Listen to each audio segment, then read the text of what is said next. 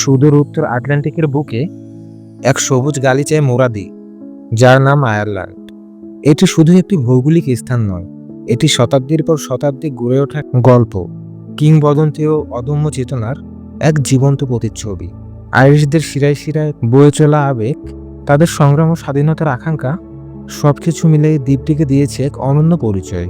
আজ আমরা এই সবুজ দ্বীপের গভীরে ডুব দেব, এর ইতিহাস, সংস্কৃতি আর শ্বাসরুদ্ধকর সৌন্দর্যের প্রতিটি পরত উন্মোচন করব।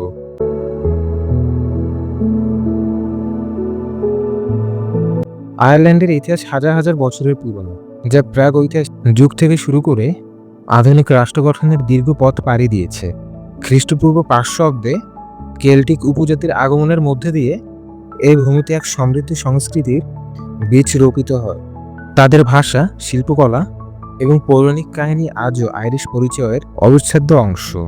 এরপর আসে ভাইকিংদের আক্রমণ, যারা উপকূলীয় অঞ্চলে বসতি স্থাপন করে বাণিজ্যিক কেন্দ্র গড়ে তোলে।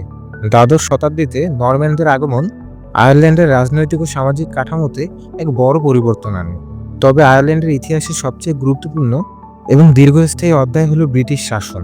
প্রায় 700 বছরের এই ঔপনিবেশিক শাসন আয়ারল্যান্ডের অর্থনীতি, সংস্কৃতি এবং জনজীবনের গভীর প্রভাব ফেলে।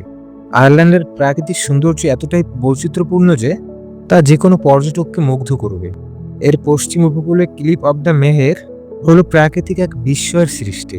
আটলান্টিকের গর্জনশীল ঢেউ যখন 214 মিটার খাড়া উঁচু পাথরে আছড়ে পড়ে, তখন সেই দৃশ্য সত্যি ভীতিপ্রদ এবং একসাথে শ্বাসরুদ্ধকর। উত্তর আয়ারল্যান্ডের জয়েন্টস কাজওয়ে আরেকটি ভূতাত্ত্বিক বিস্ময়। লক্ষ লক্ষ বছর আগে আগ্নেয়গিরির অগ্নুৎপাতের ফলে সৃষ্টি হয় এই সর্বোচ্চাকৃতির পাথরের সারি, যেন কোনো পৌরাণিক দানবের হাতের গড়া। দক্ষিণ পশ্চিমে রিং অব দ্য ক্যারি এর মনোরম উপকূলীয় পথ, যা ভ্রমণকারীদের নিয়ে যায় সবুজ উপত্যকায়, স্বচ্ছ লেক এবং ঐতিহ্যবাহী গ্রামগুলোর পাশ দিয়ে। এখানে আপনি পাবেন প্রকৃতির শান্ত রূপ, যেখানে ভেড়ার পালের চারণভূমি আর প্রাচীন ধ্বংসাবশেষ আপনাকে নিয়ে যাবে ভিন্ন এক জগতে। আয়ারল্যান্ডের প্রতিটি কোণেই লুকিয়ে আছে এক নতুন গল্প, এক নতুন দৃশ্য, যা আপনাকে বারবার ফিরিয়ে আনার আমন্ত্রণ জানাবে। আইরিশ সংস্কৃতি তাদের জাতীয় পরিচয়ের অবিচ্ছেদ্য অংশ। এখানকার মানুষের দৈনন্দিন জীবনে সঙ্গীত এক গুরুত্বপূর্ণ ভূমিকা পালন করে। পাবগুলোতে প্রায়শই লাইভ মিউজিক সেশন দেখা যায়, যেখানে বাঁশি, ভায়োলিন এবং ড্রামের সুর মিশে এক মায়াবী পরিবেশ তৈরি করে। আইরিশ ড্যান্স, বিশেষ করে রিভার ড্যান্সের মতো পরিবেশনা, তার দ্রুত ফুটওয়ার্ক ও ছন্দময় নড়াচড়ার জন্য বিশ্বজুড়ে বিখ্যাত। সাহিত্য আয়ারল্যান্ডের অবদান অপরিসীম।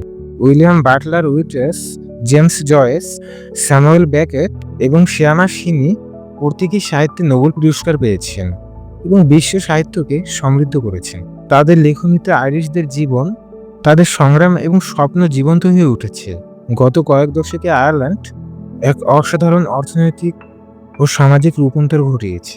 একসময় কৃষিভিত্তিক অর্থনীতি থেকে এটি এখন ইউরোপের অন্যতম প্রযুক্তি হাব হিসেবে পরিচিত। বিশেষ করে রাজধানী ডাবলিন গুগল, ফেসবুক, অ্যাপল এবং মাইক্রোসফটের মতো টেক জায়ান্ট কোম্পানির সদর দপ্তর হয়ে উঠেছে।